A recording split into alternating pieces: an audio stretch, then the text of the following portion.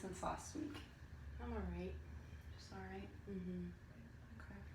I know last week we spoke a little bit about what's going on, starting the job about 7 months ago and kind of having some issues with coworkers.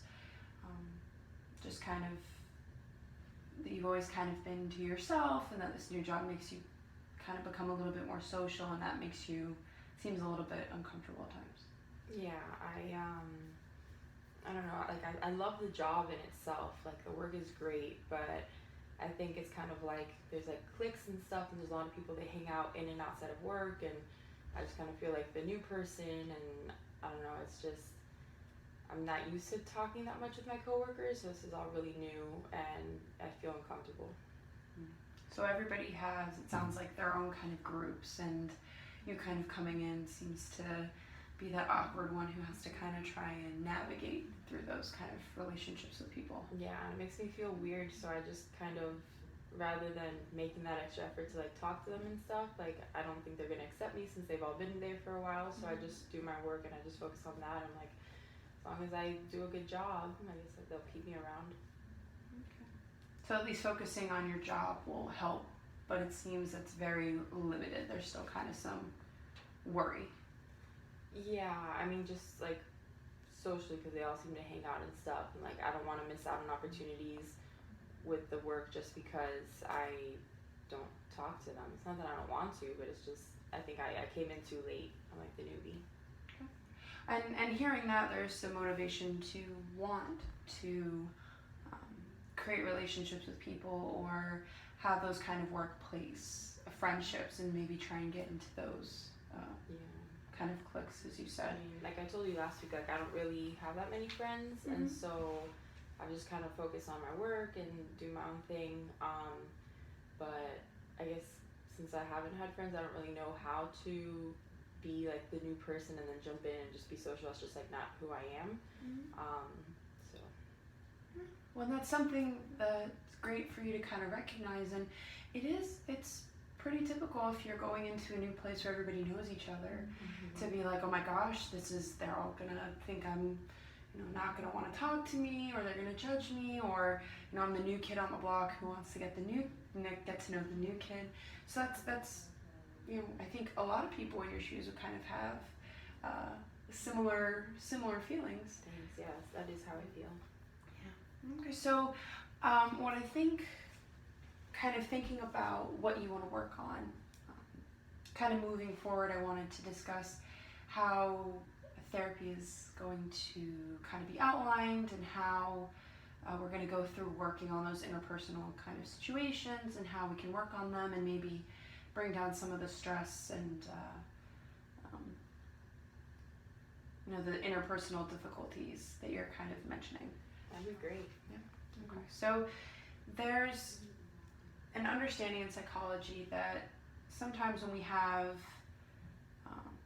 different stresses, especially with interpersonal situations, they can cause different symptoms. So you kind of we're losing motivation to work, just a lot of stress in general, feel that productivity was kind of low when we talked about it. And when we understand our relationships and kind of where we can make those better, we can alleviate those symptoms a little bit. So therapy, the big thing is going to be learning how to alleviate those symptoms through social interactions. We'll be doing a lot of kind of role playing in here as well and talking about a lot of the situations. So what's role playing? So that would be kind of you being, let's say, yourself, and I'd be a coworker and kind of working through those. Because in here it's a collaborative effort to kind of work on the situations. We're going to be kind of modeling, so kind of giving a framework visually of what it would kind of look like to maybe go through a different way of the interactions that maybe you're using. So it would be like practicing talking kind of in make-believe stuff. Yeah, doing a situation, but it's a situation that you may come across at work, but actually doing it here together kind of first. So I don't want to say trial and error, but working on it beforehand. So again, we kind of look at what the major problem is. So it seems a lot of the relationships at work are causing a lot of issues for productivity and causing a lot of stress in general. Again, how the problems result in those kind of symptoms of, distress, and what we're actually going to do. So our big thing will be kind of working on social relationship goals. And we can see that depending on some of our own personal characteristics can make it, symptoms more kind of intense or harder to kind of deal with. So that's something that we're going to talk about today. We're going to go through kind of which relationships that you have that you feel may be closer than others, and then going through some of the kind of factors that you feel may make it a little bit more difficult for you to go through some of these social situations. So what that means, for example, and we'll get there, is not sleeping very well is a good one. So sometimes we can be really irritated if we don't sleep well, we don't communicate well, we don't want to talk to anybody. So that could be something, if you're not sleeping a lot, can be a big factor in your social interactions. Or, people are going out after work, but you're too tired, so instead of going out with friends, you kind of go home and sleep. So we'll go through that when we get there. Any questions so far? I know that's quite a bit. Yeah, that was a lot of information. I guess if you help walk me through it and stuff and just kind of explain along the way, I guess it'll make sense. Yeah, and it is a lot of information. It can definitely be overwhelming, and that's why we're kind of here together to kind of, again, work on those things so you're able to take this outside of what we work on here, work on it outside, and hopefully become more comfortable with what's going on. Okay. All right. So basically,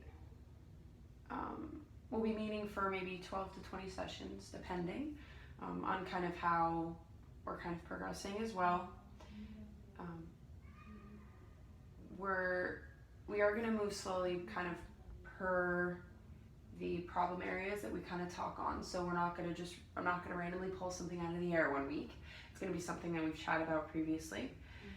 Again, a collaborative effort. So kind of just, I'm more of a guidance for you, but it's going to be more kind of for you to take this outside and working on this with even, I think, with a neighbor or with a coworker, or maybe just somebody at a grocery store, for example. It doesn't have to be specifically in those situations. Okay.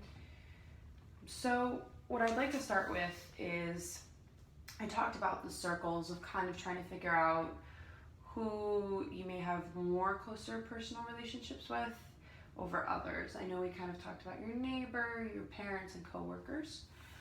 So what I'm going to do is, this inner circle here is going to be who you feel you have, and you may not have any. That's okay.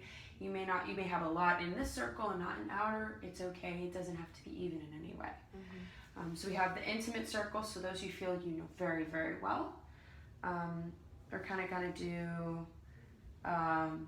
We're going to call it the friend circle. So those who you could talk to, but they're not as intimate as the middle circle. Like, who intimate is more you would go to right away. Friends maybe secondary for a problem.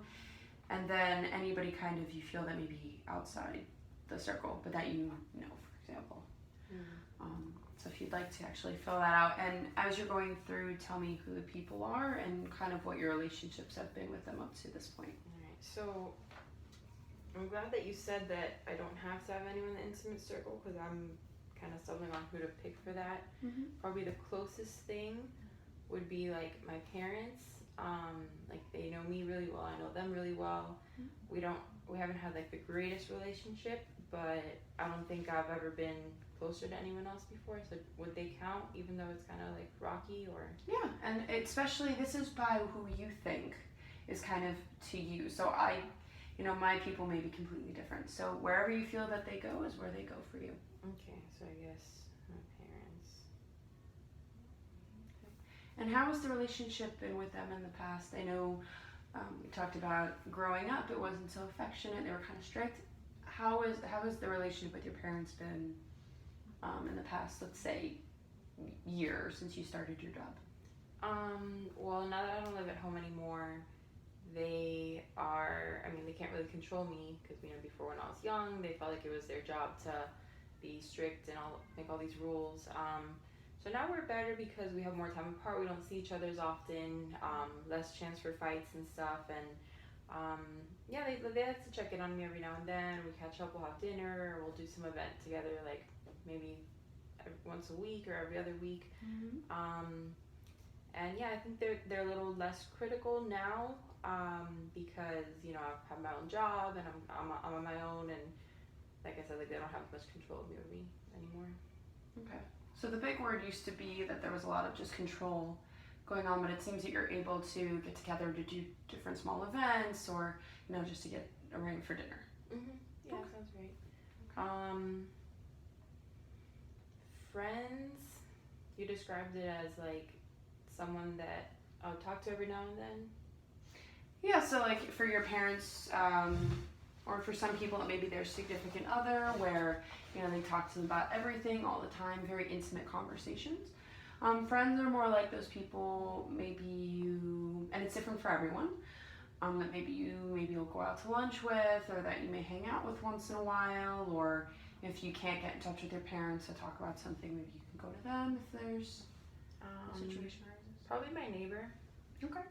And what was her name? Sarah.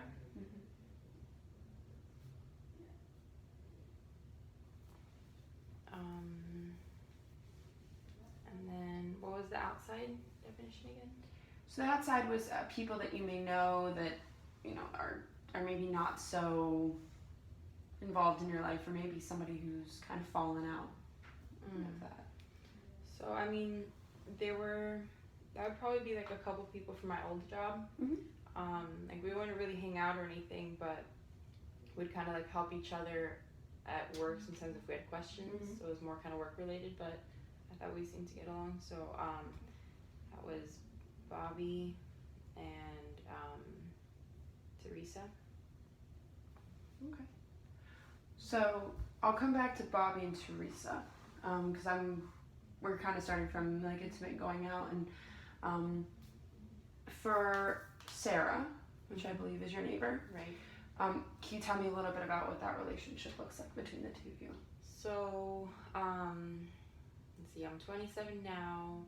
I moved out of my parents' house when I was 24. So yeah, these last 3 years, she was already living there. I live in an apartment, and she lives right next door to me.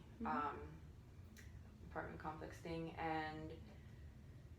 And when I moved in, she knew like that I was new, or I don't know how, somehow she found out, and she came over and like knocked and like brought over banana bread, like as a welcoming thing. And she kind of like really made that effort to like say hi and get to know me and stuff. And then yeah, like whenever I see her like in the hallways and stuff, she would always chit chat and always ask me how I'm doing. And you know, every now and then she's like, oh, let's like have dinner or something. So then like she's had me over for dinner a couple times. I've had her over.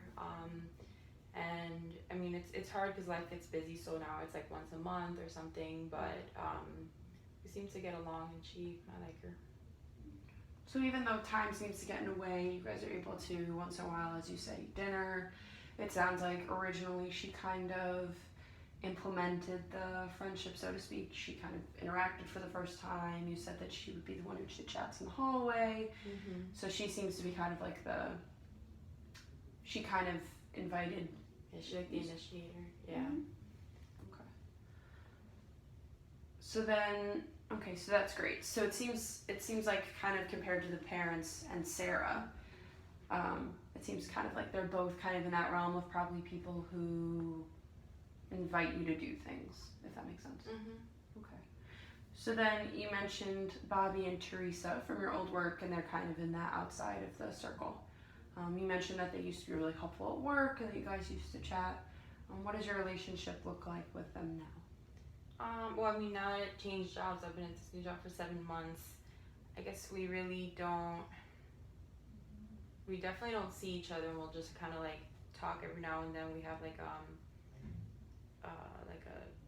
through email or whatever, they'll check in and be like, oh, how's it going? Like, we miss you over here. And that's like even less than Sarah, probably like once every 3 or 4 months.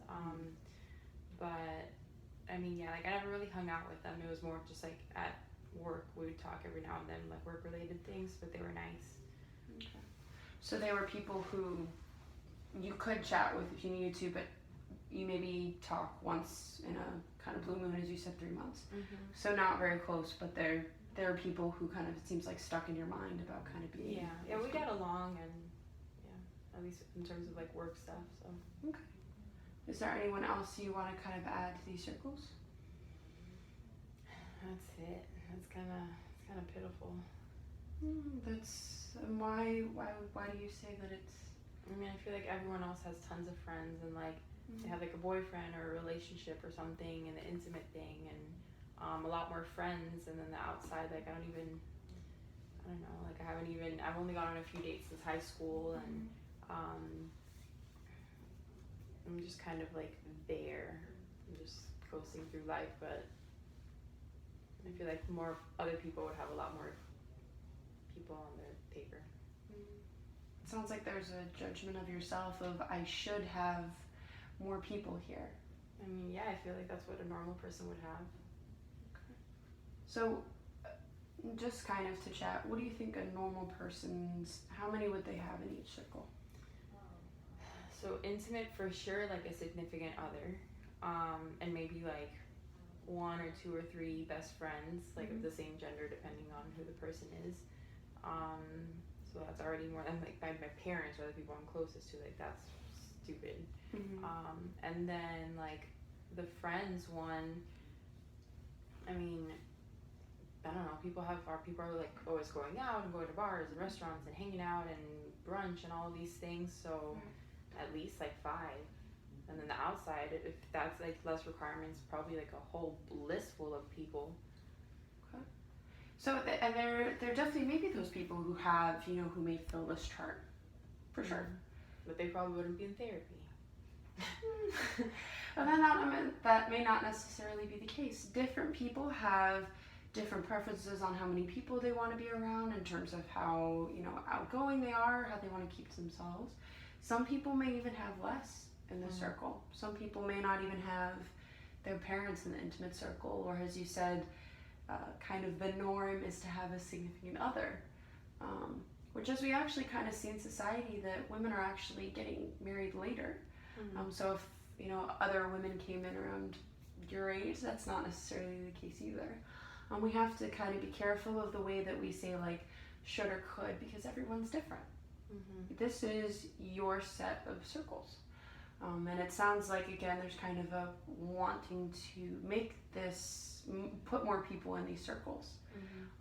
And that's something that we're going to work on, at least to maybe have, people on the outside. So maybe reconnecting with Bobby and Teresa and bringing them maybe into the friend circle. Yeah, so it's not necessarily that anybody's should look a specific way. Everyone is different. I probably have a completely different circle. And so the next person who came in, if I asked them to do the same thing, they probably, you never know, it could look almost exactly the same. So instead of looking at kind of that there should be more relationships, we're going to work on kind of working towards that, but kind of creating those positive relationships that you kind of want to have, that we've been talking about. Does that make sense? That sounds good. Yeah. So moving forward, that's, you came in and that's why we're here. And that's a big step in itself. A lot of people won't even come in. That's for sure help. So you're ahead of the game. Thanks. In that respect. I'm not used to hearing that. Yeah. Well, it's about a mindset, and that's why I'm here to kind of work with you on that. So we can kind of think that way and work on the relationships that you're with. Okay, so we kind of talked about the relationships of the people that you know and how close you are. What is the support that you feel that you get? I know we talked about it briefly, but just to go through, what type of support, let's start with your parents, do you get from them? I mean, I know they've made mistakes and they're not perfect parents or perfect people, but like, I feel like no matter what, they have my back. And so, if I call them at like 3 a.m. and my power went out or something, they'd be like, oh, you can come over, or like, like I always know that I could trust them and depend on them. Okay. So they was there for me. Okay. So they're kind of the extra backbone if you kind of need something, they're there for you. Okay. So what about for Sarah? What does she kind of do in terms of support? Sarah, I doubt she'd answer the phone at 3 a.m. if I were to call her. So it's not as much as my parents, but she is just like kind and always has like a positive thing to say, and just like really knows how to like make me feel good about myself, and is just always like very outspoken and kind of like the person I would want to be. And so the support she gives me is just like, yeah, she just is there and just seems like a really good, genuine, trusting friend. Okay. I'm just gonna write those in as well.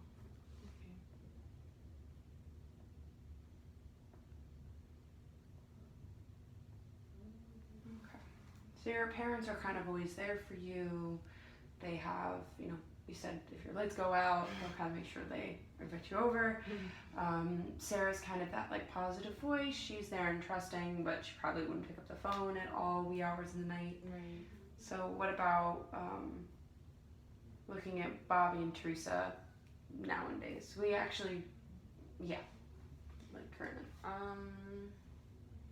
I guess they're really nice when we do talk. It just isn't.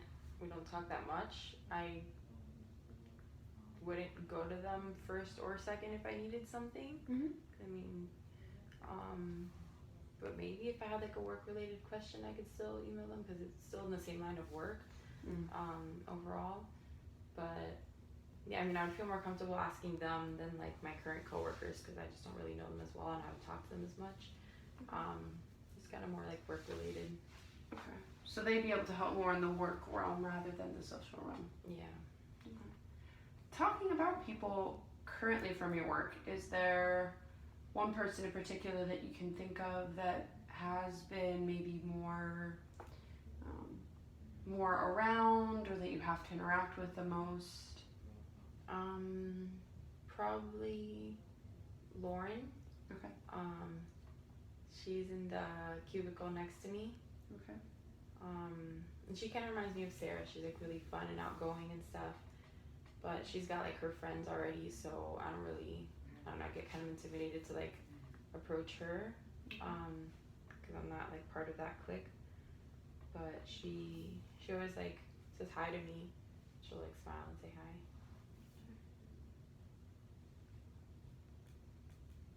So she seems like a pretty outgoing person. She always says hi to you, so it seems like she kind of makes an effort.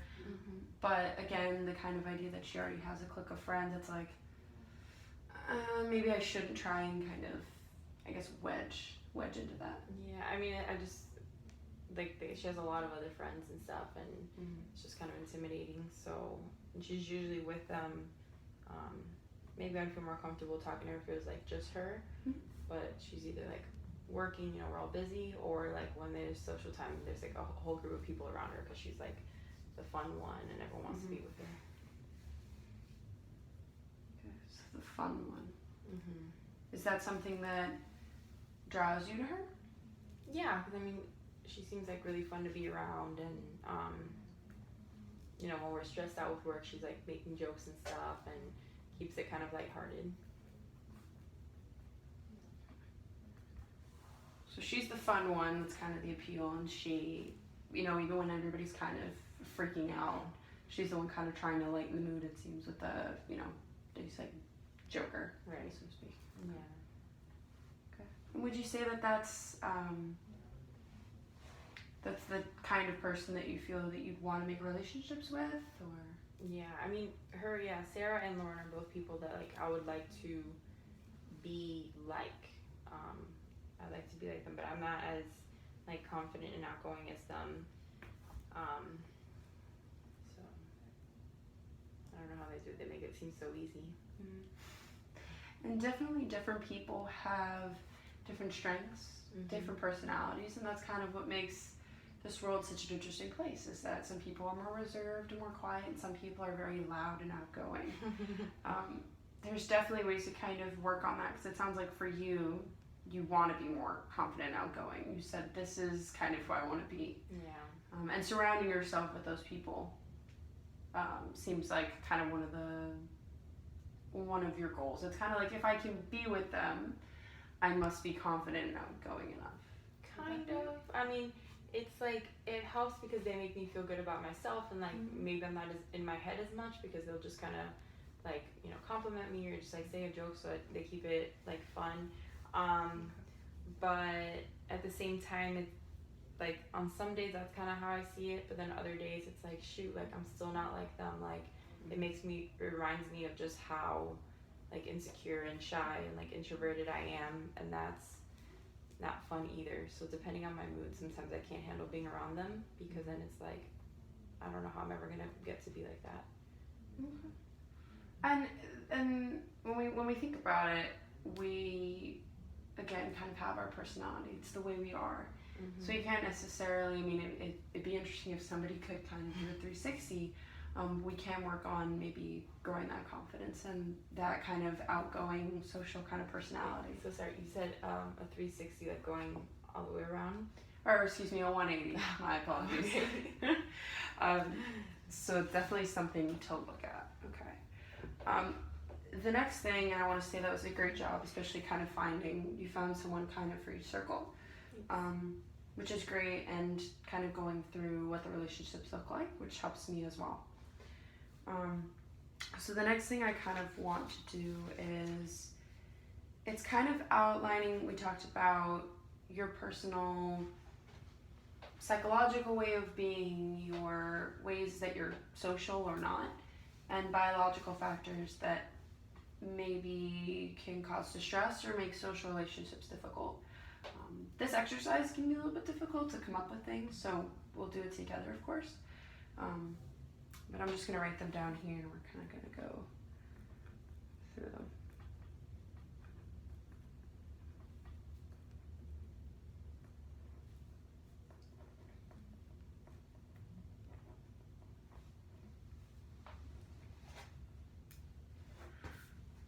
So again, like when we talk about kind of the therapy that we're going through, we're looking at modifying communication and expectation patterns to kind of increase the social interactions that you're looking for.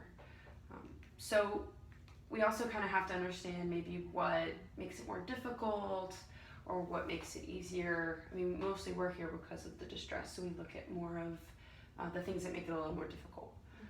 So psychologically, whether that be past issues, maybe family members would go under actually biological. Is there anything that you feel, let's start with biological because I think that one could be a little bit easier. Anything personally, biologically that you think could make social interactions difficult? I mean, I guess the whole thing of like my parents being critical, like does that count for that, or what category would that be in? Yeah, that's a great question. So I don't know, I wouldn't necessarily put that biological. So we're looking at kind of the way, would you say that it's more the way that your parents raised you to act with others, or that the way that they raised you kind of changed the way you think about social interactions? Well, I do know when I was little, like there was, like if with like my sports teams or things like that, like if I was kind of in the corner or being quiet, they'd be like, go talk to people, go interact and all that stuff. And I just felt like a lot of pressure to talk to people. So then it was almost like this thing, like if I don't talk to them, I'm doing something wrong.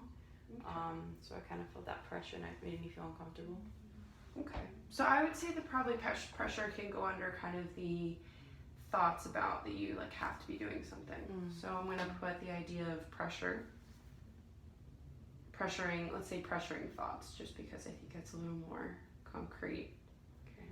So would biological be like that I already have like a more shy, introverted personality? Yeah, so that's something that we could actually call temperament. It's kind of, if you were younger, if you were kind of always shy, that's kind of your personality from the beginning, kind of the way that you are. So we would say kind of, shy temperament. That'd be a good one.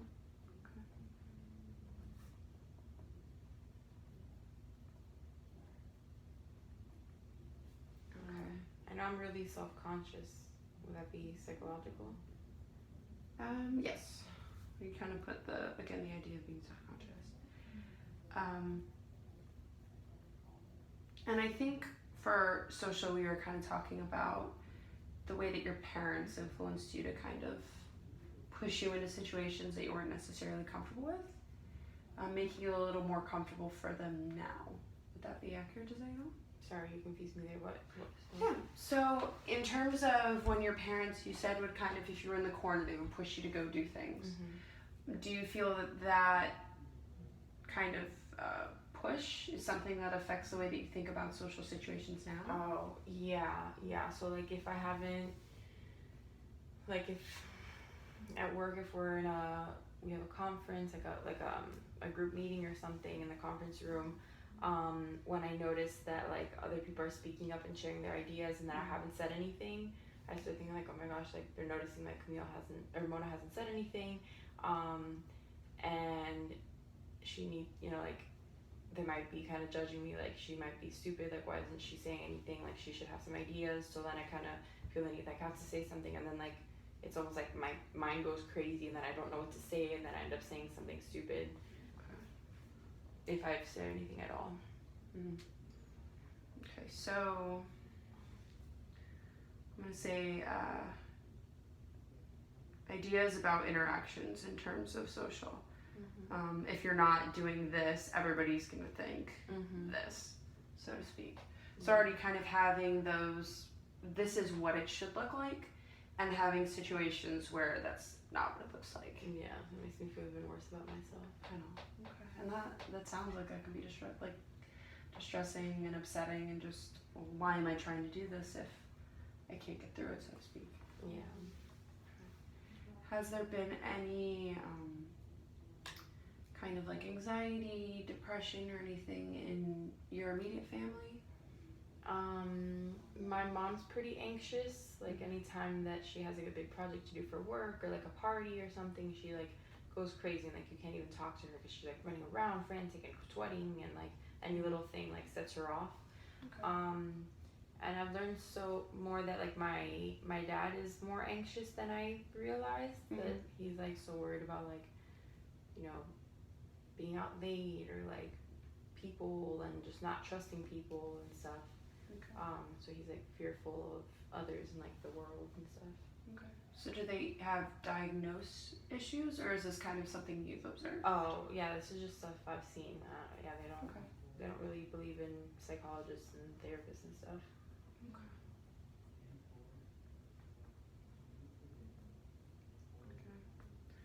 So probably having to, we talked about modeling earlier, so seeing something and kind of having it practiced.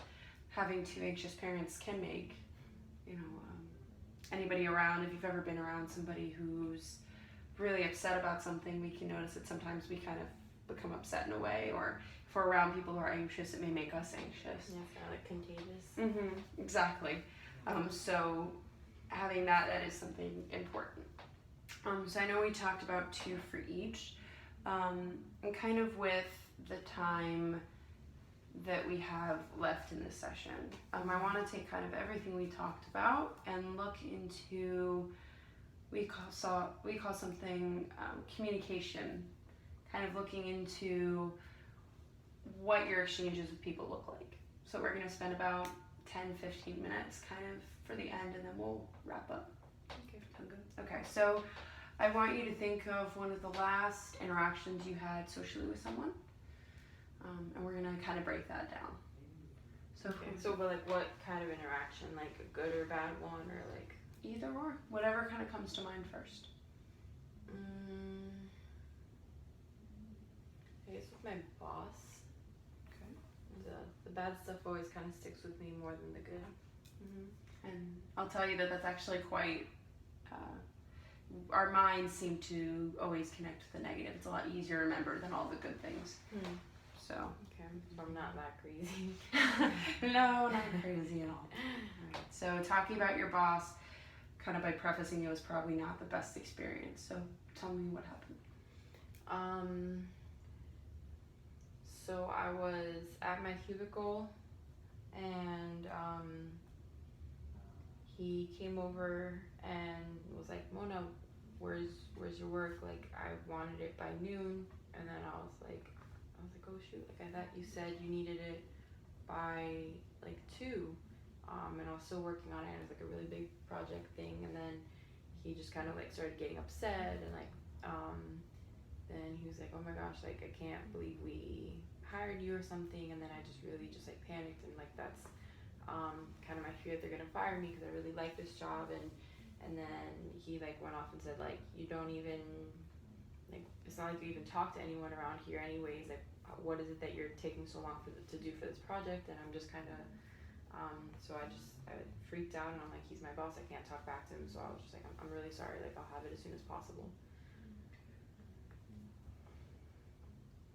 And then I went to the bathroom and cried.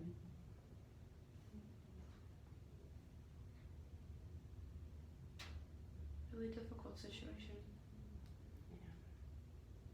And it doesn't help that the job is kind of difficult in getting that motivation and trying to get it done by 2. Mishearing that it was noon when it was 2, and just having your boss come over upset, and you sound like he kind of, started pointing out things that are can make you a little self-conscious in terms of you don't talk to anybody anyways, we don't know why we hired you and you really enjoy this job, and sometimes it's just difficult to get the work done. Yeah. And I was on my period too, and so I was already like extra emotional, and I hadn't slept well, so like it was rough. And that's something definitely for emotions, and I'm going to put that on biological, is going through the menstruation cycle is something that can definitely affect our emotions. Hormones are going all over the place, and it can be difficult to even know how to respond if we're kind of going one way or the other. Mm-hmm.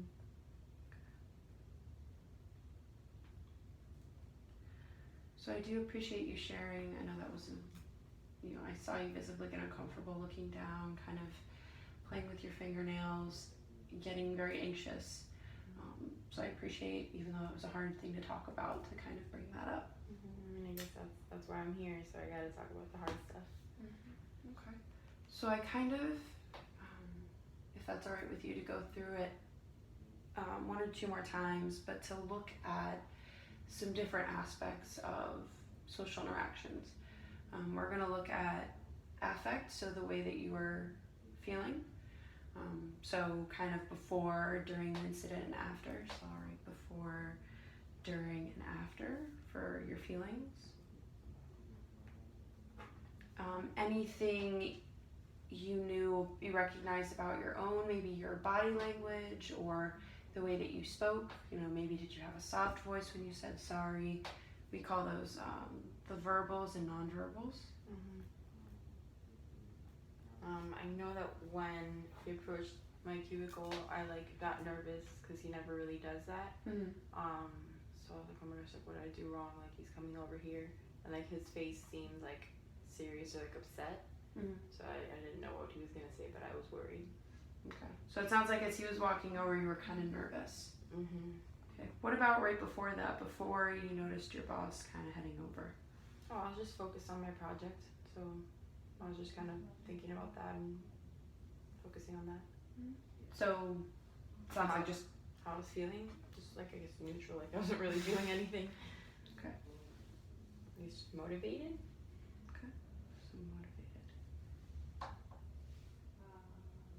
So different than how it is sometimes. It sounds like there's not a lot of times when you're motivated. Yeah. This time you're motivated, and then someone threw something not so good at you.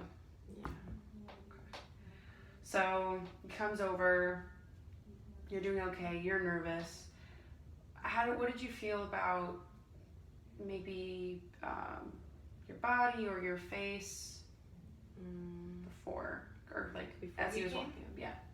Sorry, before he came or as he was walking up? Let's do before and then as he's kind of walking up. Before I felt fine, level-headed, normal, nothing seemed off. As he was walking up, I felt butterflies in my stomach, and my mouth kind of getting dry, because I was I'm gonna have to speak, and I don't know what he's gonna say. Okay. And so thinking about where you were at your desk, Were your facial expressions, did you notice anything? I mean, I can't see my face, so I don't really know what I was doing. Okay. Maybe I looked nervous, because I definitely felt it. Okay. And what is looking nervous for you? Maybe like a worried face. Okay. Like you want me to do the face now? Sure, yeah, I was gonna say, show me what that looks like.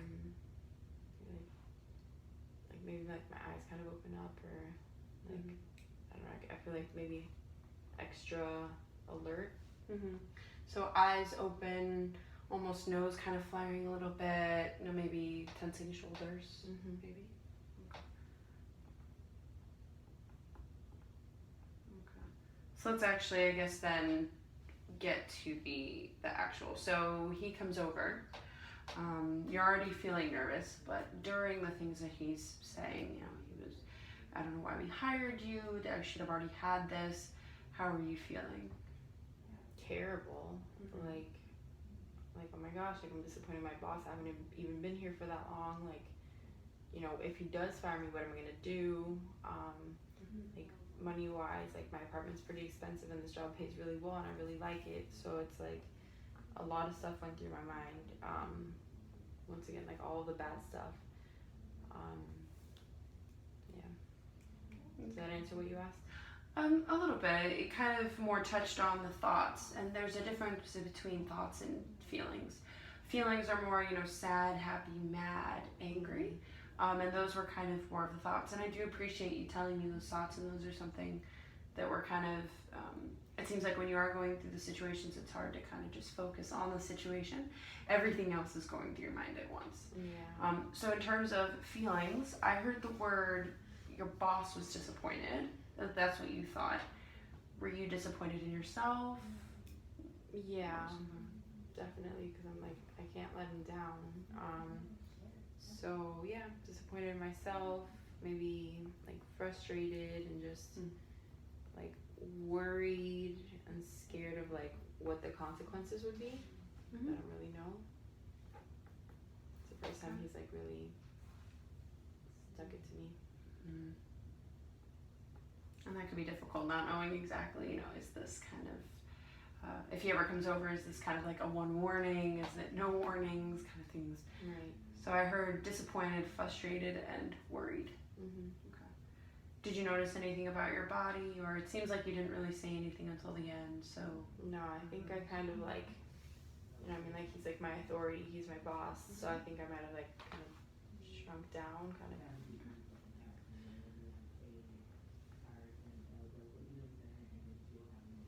Okay. And then, just briefly, what did you notice about your bosses? Maybe the way he was saying what he was saying and his body language. He kind of reminded me like the Hulk. Okay. It's like the more he talked, like he was getting like, at least obviously physically couldn't, but like he seemed like he was getting bigger and bigger, like his body and just his face was getting like red and just really worked up. And that was really scary to see. So another feeling came up. We got scared. Okay. So he started to kind of get a little bigger. His face was red. How was he talking to you? His voice, like he kind of yelling at this point. Okay. So very obvious that he was quite upset and angry by the way he was presenting. Okay. And then the last one before we wrap up is kind of your feelings after the event. How are you feeling? Right now, or like in the moment? In the moment, right after he walked away. Sad. Okay. Yeah, it was just like so many thoughts and emotions and just everything all at once. Like what just happened, and so then I was feeling so just like upset at myself that I went to the bathroom and cried because I didn't want anyone else to see me crying, and just like I feel like people around probably heard us because he was talking loud. So Okay. that was embarrassing too. I felt embarrassed.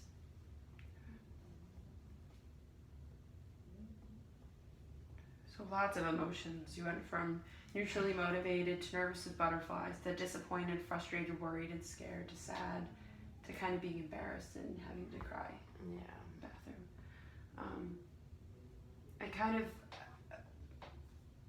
wanted to say, like, how do you feel that when you said you're sorry? How was your tone, volume, and things like that? I kind of like, it was soft.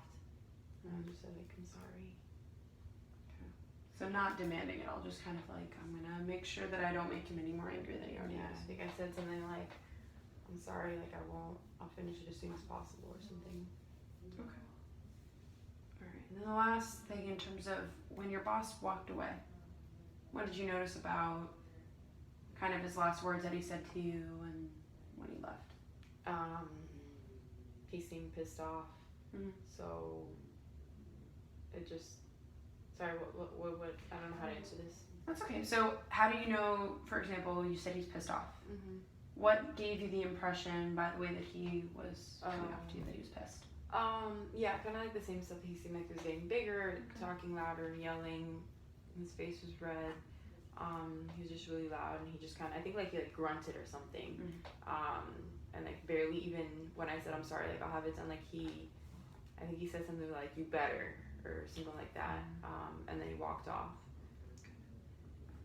And when you turned in the assignment at 2, how was he then? He didn't say anything. He didn't give me any kind of confirmation that he received it or nothing. Okay.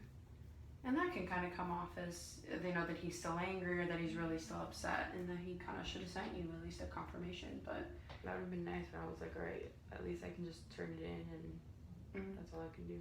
Okay.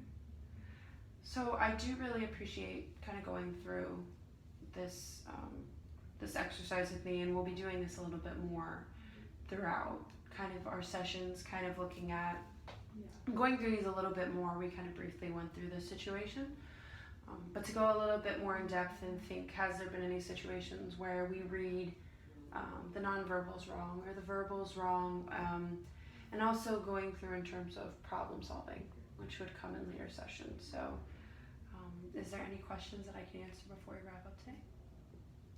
No, this is good. It's kind of hard to do. It's kind of painful, but I mean, if you say it's gonna work, then yeah. And we can definitely see progress as we go, and it can be difficult. And I never want you to be so uncomfortable that it's really hard for you to get through the session. So if that ever does happen, please feel free to say, "This is very uncomfortable. Can I have a minute?" Please feel free, because this is not about getting through it if it's something that's causing you distress. We're here to kind of work on it together. Okay, that makes me feel better. Okay. All right.